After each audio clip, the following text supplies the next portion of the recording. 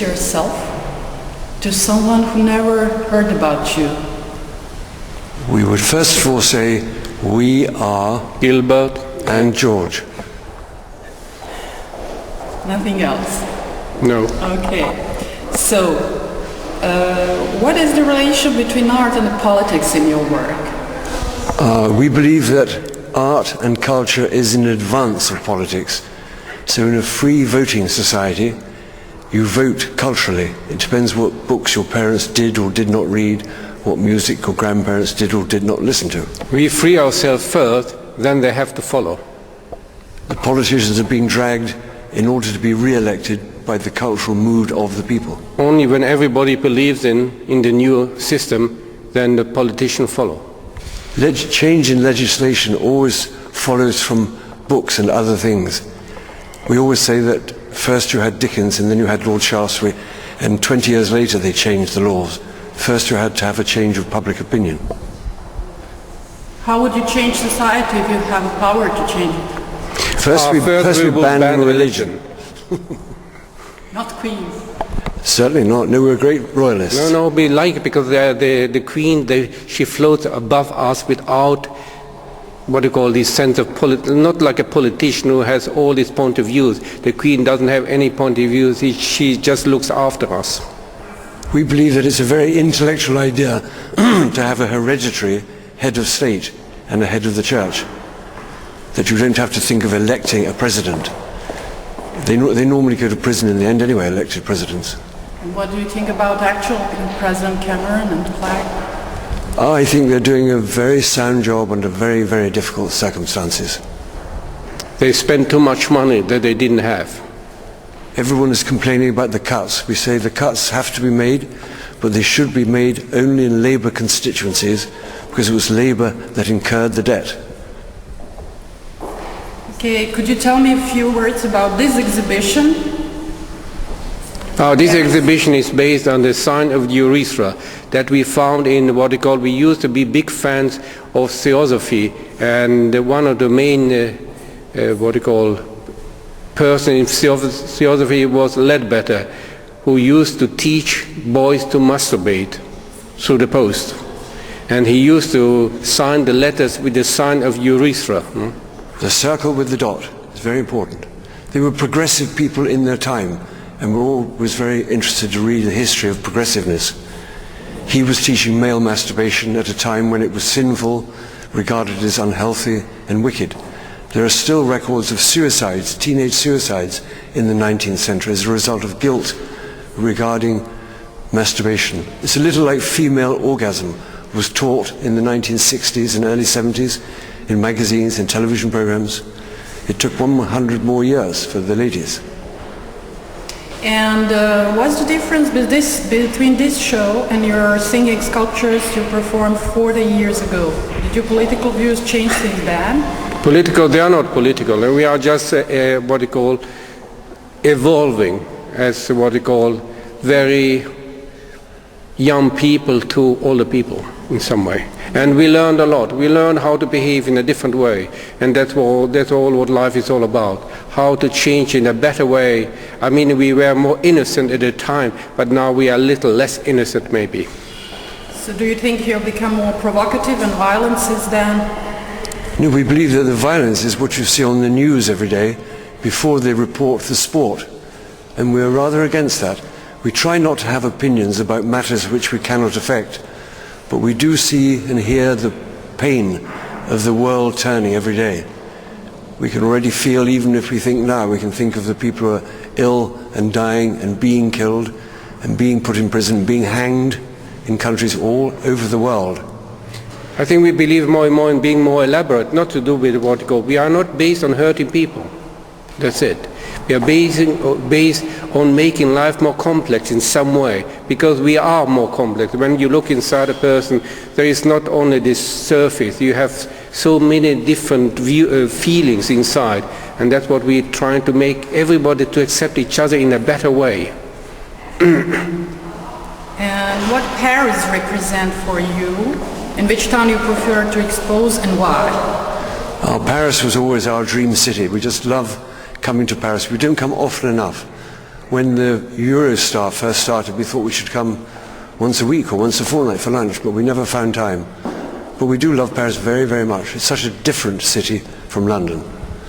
What manner?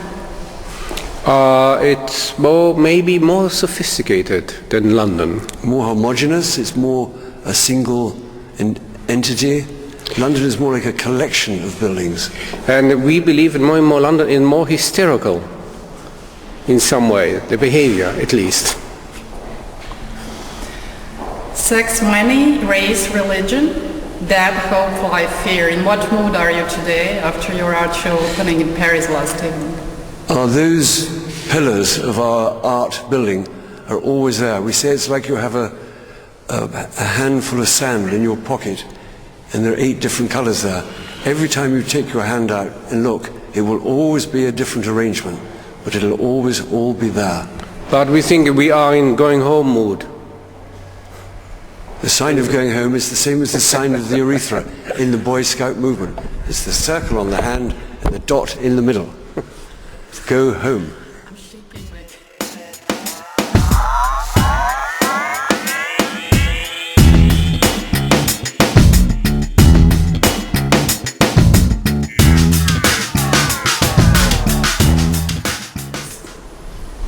Who's making art that matters today apart from you, of course? Don't make me laugh. We believe that all the artists are wonderful. It depends.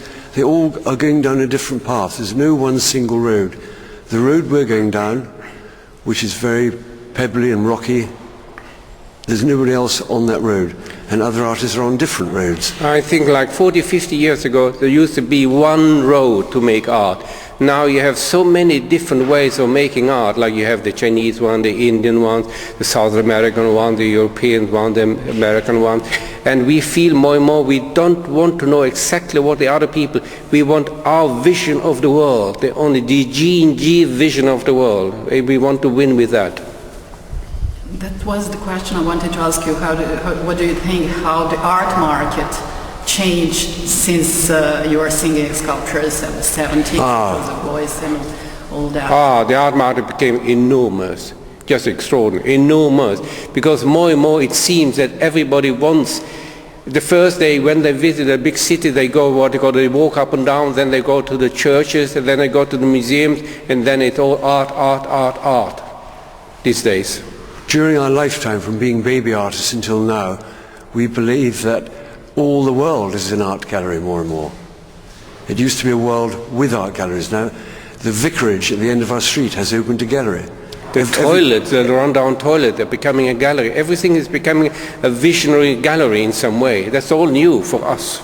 There are galleries in every back street. When we were baby artists, there were only 3 commercial galleries in London. 3 tiny spaces. Now there are hundreds. Maybe it's towards freedom of speech. That's what the art gallery is now. And what moves you the most today? We are moved by the wonder of the fabric of our world. We're just amazed at all the things that the dear dead people have done in order to give us this privileged opportunity. We thank them all. Yeah. And we are moved by silence. Why? Because we can create in silence, in emptiness. And how This is a personal question. How can you have a joint vision, as George said once? We are becoming Siamese twins now. Yeah, because art is based on the subconsciousness, and subconsciousness is something very personal. So my personal question is, how can be joint vision, joint subconsciousness? The secret is a secret. But we do believe that one person, two people, they have an identity, a village has an identity, a school has an identity, a country has an identity. They're all different. No?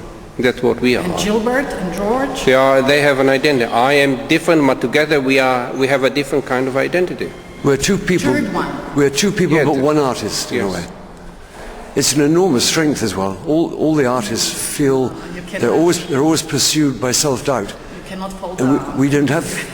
We're always there together to support. That's why the world is divided into twos. It's the most common arrangement. They don't want to be alone. Even birds in the garden. Even birds, they don't want to be alone.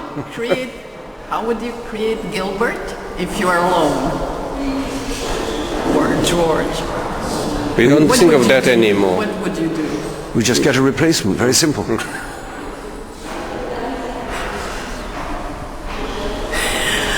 Okay. What do you like to tell me? What else you want? What is about East London you like the most? Because you're talking all the time about East London, so it must be very important for you to create. East London became us, and we became the East End of London. We remember as baby artists, the taxis who would take us back to the East End would ask us, when is our street going to be demolished? They felt it was something that was about to go. And everyone regarded it as a very dangerous period. Taxi drivers would wait until you'd gone into the house. They were worried for you. And now, people from all over the world beat a path to Brick Lane. Wherever you go in the world, within 5 minutes you hear somebody say Brick Lane. We think East End of London is where everything is happening. You don't have to go anywhere because everything is happening there, all mixed up in an extraordinary way. From Paris. Sorry? Not even to Paris. I think Paris is not like that, but the East End of London is just moving like schizophrenic. Everybody mixed up in a good way. It's changing every day. Every day we see change. People think that it has changed. It did not change, it is changing, non-stop. It was a Roman cemetery. First it was a swamp, then it was a Roman cemetery. Then it was for the farm animals, then it was the hospital for the Crusaders. Then it was the Jewish people, then it was the Huguenots, then it was the Maltese, then it was the Bangladeshis, and then it was city boys, then it's artists. And we are in the middle of it. And we're in the middle of it, watching it all go by. I know that you're using computers in your work. Yes. And are you in the social media, and what do you think about hyperconnectivity today? We're not involved at all. We're not involved at all because we only use the computer like a machine to make pictures and nothing else. Like we always did, yeah. We never answer the telephone. I mean, we never answer the telephone, and we don't have a what you call email or all that stuff. We don't. Internet. We have internet. No, we just have a fax machine that's sometimes for special people. If not, we don't want to be involved. You're not using emails? No. We're very, very isolated, and we lead. Really? People would not understand how remote and quiet and lonesome we are. Yeah. You are watching TV? Very little. Just before dinner to check on the enemies. And radio? No radio. Never? It's against our no religion. No music ever. Music is against our religion. So you are always in the silence? Yes. Yeah. And you're not anxious? You're not getting anxious? No, we're very happy we're without like, music. In the silence? Yes. We're like monks, and is it true what they say about monks? So you are two monks? Yeah. In a way, yes. In a way, yes. We are very self-sufficient in that way. With very little. We don't need a lot. It's amazing. We can entertain each other. We don't need the radio. We don't need music. We never go shopping. We never go to the theatre or the ballet or the opera or anything like that. Never that. We haven't been to a concert for 40 years. But how did you get all that information about society? In the street. Just walking on our yes. doorstep. On our doorstep. We think that every detail of London is a cosmology anyway. When we leave the house in the morning, sometimes we see a pool of vomit, and a pigeon is having breakfast from it. And we wonder whether it's an Indian takeaway or a Chinese takeaway. And what was the person who deposited that vomit there? Was it a lonely Scots person? Was it an Irishman in love? There's a dead matchstick there. Did he smoke a cigarette as well? Is he in a hospital now? We think the whole world is in every detail. So it's more than newspaper for you? Yes, Oh, yes. yes. The human We mind. need the daily newspaper at breakfast as well, yes. You are reading newspaper? Yeah, Very briefly, in the morning. just for 10 minutes, yes. Okay. And what do you have to tell anything else that you want to tell the Parisian? Parisian? I think they know. Yes. I They know we a lot just- about. Even if you're going to watch by to the whole world, but It's very strange because when I was at school, I had a friend who was adopted, and I always wondered how he must have felt, because I thought, what does it feel like to be adopted? And I asked him, and he couldn't explain the feeling that you have if you're adopted. And then when we came to Paris for our big exhibition at the Musée d'Art Moderne, during the opening I suddenly felt adopted by the French public, and I understood how he must have felt. It's quite a warm feeling. So We now feel we, have we a lot- are Parisian babies, don't you think? Honorary Honorary Parisian babies. okay. And the last question: what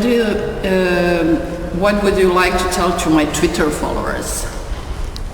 To all the students, perhaps. For all the students, everybody who listen to us, we always say one thing. We say that we always have a big following amongst young people, and they always would like to see if we could help them in some way, because they feel that we have succeeded and we would have some advice to help them succeed. And we say there are only two things we can tell you, and that is tomorrow morning when you get out of bed, sit on the edge of your bed, don't open your eyes until you have decided what you want to say to the world today. And the second piece of advice is, Fuck the teacher. Okay. So that would be all. That you want nothing else. that's more than enough. Okay. Thank you very much. Thank you.